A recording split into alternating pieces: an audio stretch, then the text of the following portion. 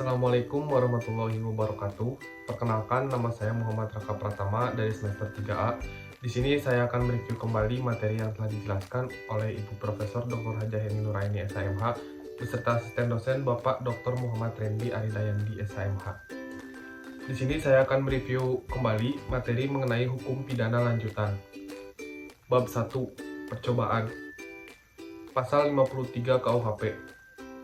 Mencoba melakukan kejahatan dipidana jika niat untuk itu telah ternyata dari adanya permulaan pelaksanaan dan tidak selesainya pelaksanaan itu bukan semata-mata disebabkan karena kehendaknya sendiri. Ayat 2. Maksimum pidana pokok terhadap kejahatan dalam hal percobaan dapat dikurangi sepertiga. Ayat 3. Jika kejahatan diancam dengan pidana mati dan pidana seumur hidup, dijatuhkan pidana penjara paling lama 15 tahun. Ayat 4. Pidana tambahan bagi percobaan adalah sama dengan kejahatan selesai. Pasal 54 KUHP. Mencoba melakukan pelanggaran tidak dipidana.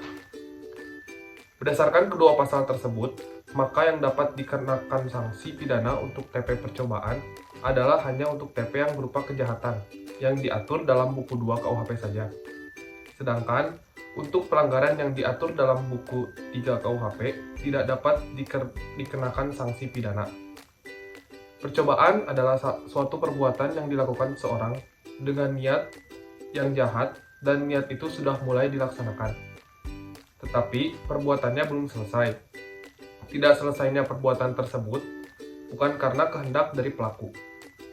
Sifat percobaan adalah sebagai dasar atau alasan memperluas dapat dipidananya orang, yaitu seseorang dapat dikenakan sanksi pidana apabila sudah memenuhi unsur pasal 3. Pasal 53, walaupun tidak memenuhi unsur delik. 2. Sebagai dasar atau alasan memperluas dapat dipidananya perbuatan, yaitu bahwa TP percobaan merupakan satu TP yang bulat dan lengkap. B. Dasar patut dipidananya percobaan. 1. Teori subjektif. Menurut teori ini, dasar patut dipidananya percobaan terletak pada sikap batin atau watak yang berbahaya dari pelaku. Penganut teori ini yaitu Van Hammel. 2. Teori objektif. Menurut teori ini, dasar patut dipidananya percobaan terletak pada sifat bahayanya perbuatan yang dilakukan oleh pelaku. C. Unsur-unsur percobaan. Adanya niat. Niat merupakan sikap batin dari pelaku yang tidak bisa terlihat secara nyata. Niat dapat terlihat setelah ada permulaan pelaksanaan. Jadi, niat merupakan persiapan permulaan dari suatu perbuatan. 2. Permulaan pelaksanaan. Terdapat perbedaan pendapat antara perbuatan persiapan dengan permulaan pelaksanaan. 3. Pelaksanaan tidak selesai bukan karena kehendak sendiri. A. Adanya penghalang fisik. B. Akan adanya penghalang fisik. C. Adanya penghalang yang disebabkan faktor atau keadaan khusus pada objek yang menjadi sasaran. Tidak selesainya perbuatan karena kehendak sendiri. A.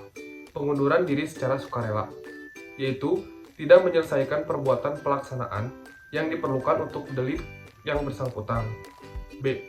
Tindakan penyesalan, yaitu perbuatan pelaksanaan sudah diselesaikan tetapi dengan sukarela menghalau timbulnya akibat mutlak dari untuk delik tersebut. D. Percobaan mampu dan tidak mampu.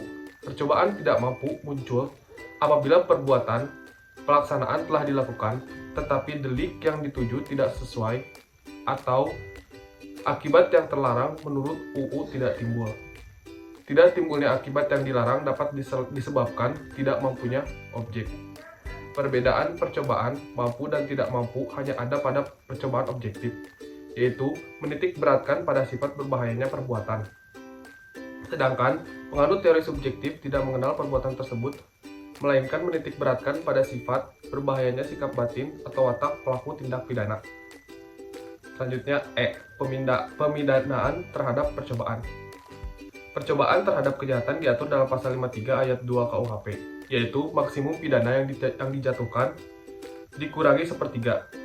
Adapun percobaan terhadap pelanggaran menurut pasal 54 tidak dipidana. Selain itu, ada juga pengecualian terhadap TP kejahatan yang diatur dalam buku 2 KUHP, tapi tidak dipidana, yaitu apabila melanggar pasal 184, pasal 302, pasal 351 ayat 5, dan pasal 352 ayat 2. Yang terakhir F. Percobaan di luar KUHP. Terhadap beberapa tindak pidana di luar KUHP ini diserahkan kepada pengaturan undang-undang tersebut sesuai dengan pasal 103 KUHP, tetapi pada umumnya tindak pidana di luar KUHP atau khusus tidak berlaku atau tidak mengenal percobaan dianggap perbuatan selesai. Mungkin segitu saja review materi dari saya. Mohon maaf apabila ada kesalahan. Wassalamualaikum warahmatullahi wabarakatuh.